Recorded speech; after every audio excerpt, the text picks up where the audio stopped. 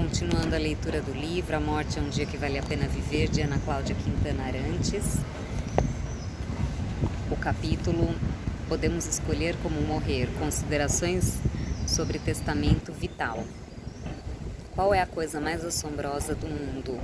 Yudhishthira respondeu: a coisa mais assombrosa do mundo é que ao redor de nós as pessoas podem estar morrendo e não percebemos que isso pode acontecer conosco. Mahabharata.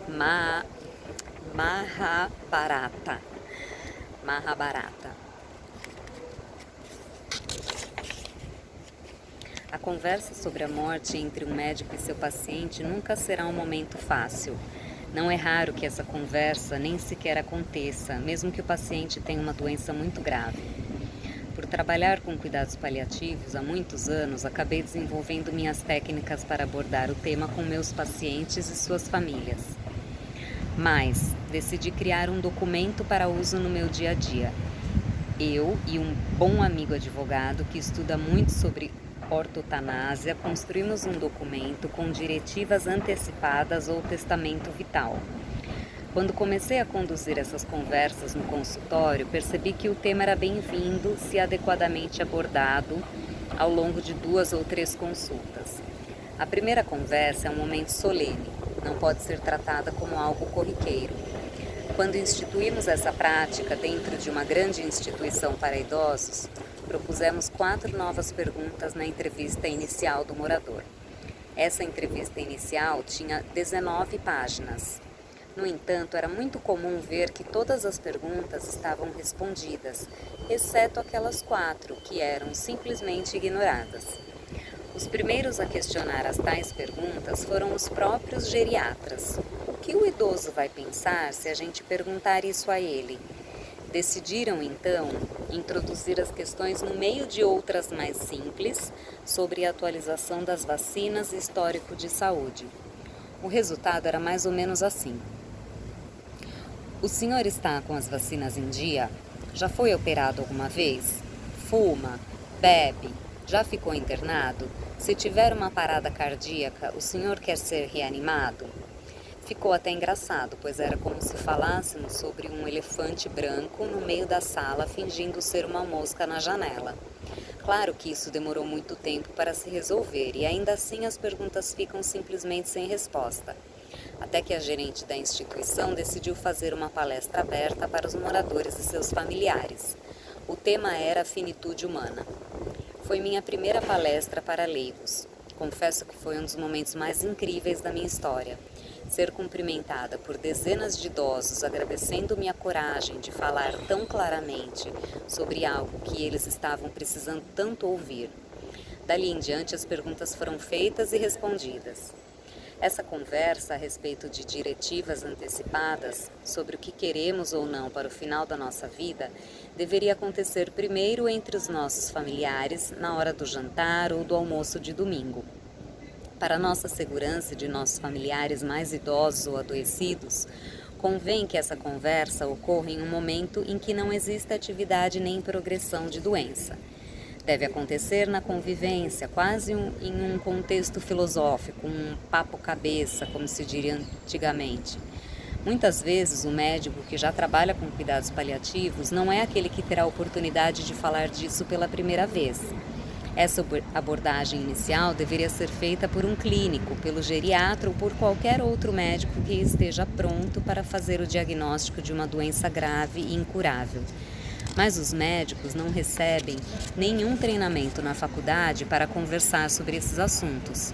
Sabem falar sobre doenças, mas não sabem falar com os doentes sobre o sofrimento deles. Só se aprende a conversar sobre morte e finitude quando se faz a especialização em cuidados paliativos. Isso significa que 99% dos médicos não sabem fazer isso, porque 99% dos médicos não vão fazer treinamento em cuidados paliativos. E mesmo que eles quisessem, ainda não há vagas suficientes no Brasil para dar amparo e orientação a todo esse povo que não tem a mínima ideia do que significa cuidar do bem morrer. Penso que se a sociedade se mobilizar para deixar clara qual é a sua vontade, me refiro inclusive a deixar esse ponto culturalmente mais claro, mais lúcido dentro da vida de cada um. Talvez no futuro seja mais simples oferecer cuidados para preservar a dignidade da vida da pessoa que está morrendo. Quero deixar aqui um panorama histórico sobre o momento em que estamos no Brasil no que diz respeito aos cuidados paliativos. Nosso país é um dos que oferecem mais respaldo legal e ético para se fazer a boa prática de cuidados paliativos no planeta. Temos o único código de ética médica em que está escrito cuidados paliativos com todas as letras. Temos uma Constituição Federal que favorece essa prática. Temos direito à dignidade da vida. Já tive essa conversa delicada com meus pacientes em cuidados paliativos e seus familiares, que estão cientes da vontade de seu ente querido. Descrevo toda a conversa no prontuário, ofereço o documento para leitura e os deixo à vontade para assinarem comigo. Na prescrição médica, deixo claro para a equipe assistencial e para outros colegas médicos: o paciente tem permissão para a morte natural. Quando escrevo no prontuário do paciente que estou fazendo tudo isso para a dignidade da vida, estou praticando a Constituição brasileira. Posso ser processada? Todos podemos ser processados, mas a chance de ser condenada é extremamente pequena, pois a base de toda conduta médica é a comunicação. Respeitarei a autonomia do meu paciente, cuidarei com grande responsabilidade para que seu sofrimento seja minimizado. Deixo claro que não pratico eutanásia. A morte chegará, será aceita, mas não será antecipada. Nosso Código Civil diz que ninguém pode ser submetido à tortura. Manter o paciente na UTI sem nenhuma possibilidade de sair vivo de lá é tortura. Fazer um tratamento fútil e doloroso é tortura. Também é comum que quem faz cuidados paliativos tenha medo de ser processado por homicídio. Entendo o homicídio como uma situação em que, se não tivesse ocorrido o crime, a pessoa estaria viva. Não é o caso do paciente em terminalidade de doença grave e fatal. A doença vai matá-lo, não os cuidados para minimizar seu sofrimento. Ainda não temos leis que obriguem alguém a estar vivo eternamente. Doenças matam e não serão processadas por isso. Quando oferecemos cuidados paliativos de verdade, não estamos promovendo a morte do paciente. É totalmente diferente da eutanásia. No dia a dia dos hospitais brasileiros, ainda existe a má prática dessa assistência. Já que os médicos não sabem como cuidar, acabam indicando a sedação paliativa para quase todos os pacientes que estão em sofrimento por causa da terminalidade. Uma grande luta dos profissionais de cuidados paliativos é indicar a sedação paliativa exclusivamente para condições nas quais o sofrimento seja refratário ao tratamento recomendado. O que acontece hoje é que se indica a sedação paliativa para o sofrimento refratário ao conhecimento do médico que está cuidando do paciente. O médico não sabe cuidar, não sabe medicar a dor, a falta de ar, não sabe trabalhar em equipe para que o sofrimento existencial e espiritual do paciente seja adequadamente avaliado e aliviado. Como consequência dessa falta de conhecimento e habilidades, o médico indica a sedação, porque não conseguiria conduzir o processo de morte de seu paciente de outra forma. Existe hoje um excesso de indicação de sedação paliativa, mas sempre tardia. A pessoa sofre absurdos durante muito tempo e, às vésperas de falecer, recebe a sedação como se fosse um ato derradeiro de compaixão. Eutanásia e suicídio assistido são proibidos no Brasil. Já fui chamada muitas vezes para mesas de discussão em congressos como uma defensora dessas práticas, mas isso é totalmente avesso aos cuidados paliativos. Pessoalmente, acredito que sejam práticas extremamente elaboradas e complexas, impossíveis de serem executadas em um país tão imaturo, até em relação a conversar sobre a morte. Não faço e não defendo, pois dentro dos cuidados paliativos não existe espaço para a eutanásia. Acompanho o paciente até que a morte dele chegue, e a morte chega no momento certo. Não tenho o direito de antecipar e muito menos de atrasar esse processo. Até hoje, poucas pessoas me pediram para abreviar o sofrimento. E na maioria dos casos, quando o sofrimento foi aliviado, não persistiram no pedido de abreviar a vida. Viveram mais, viveram bem dentro do possível, viveram e morreram com seu sofrimento cuidado, dignamente. O documento do testamento vital que uso no consultório tem 4 partes importantes. No cabeçalho, listo todos os números dos parágrafos da Constituição, das leis e das resoluções do Conselho Federal de Medicina. Como já comentei, o Brasil é um país que favorece a boa prática da autonomia de vontade, e deixei isso bem claro nesse documento. Na segunda parte, falamos sobre a escolha dos procuradores de vida, pessoas que o paciente escolhe como seus representantes de vontade. Não precisa ser necessariamente um representante legal, pois aqui prevalece a escolha do paciente. Ele designa pessoas que o conheçam, que tenham intimidade com ele, a ponto de saber como toma decisões e quais são as suas prioridades. A vontade do paciente deve estar documentada no prontuário médico. É preciso deixar claro que não há sinais de depressão, que não existe nenhum déficit cognitivo que afete o processo de decisão nessas diretivas, tampouco pressões emocionais.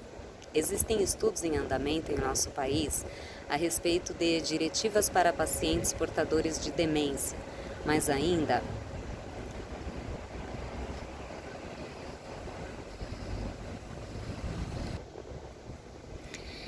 Existem estudos em andamento em nosso país a respeito de diretivas para pacientes portadores de demência, mas ainda não temos dados suficientes para pô-los em prática. Nesses casos, prevalece o consenso da família em relação aos cuidados no fim da vida. O maior desafio dos geriatras é abordar o diagnóstico de demência com seus pacientes em um momento no qual eles ainda possam compreender e ter juízo crítico sobre suas decisões futuras. Pouco se fala de verdade em relação ao diagnóstico de câncer em idosos. É possível imaginar então o tamanho do silêncio sobre o diagnóstico de demência. Outro aspecto fundamental a esclarecer, as diretivas valem apenas para a situação em que a pessoa padece de alguma enfermidade manifestamente incurável, que cause sofrimento ou a torne incapaz de uma vida racional e autônoma. Então, ela pode fazer constar, com base no princípio da dignidade da pessoa humana e da autonomia da vontade, que aceita a terminalidade da vida e repudia qualquer intervenção extraordinária e fútil. Em outras palavras, qualquer ação médica que resulte em benefícios nulos ou demasiadamente pequenos que não superem seus potenciais malefícios. Minha principal recomendação diante da vontade de fazer um documento como esse é que ele seja preenchido junto do médico do paciente. Não há como decidir sobre intervenções médicas sem um profissional explicando detalhadamente o que significa cada um dos termos utilizados. Fazer um documento desse porte sem a orientação adequada é como escolher um prato em um cardápio escrito em chinês. Sem tradutor, talvez você peça carne de cachorro achando que se trata de alcachofras.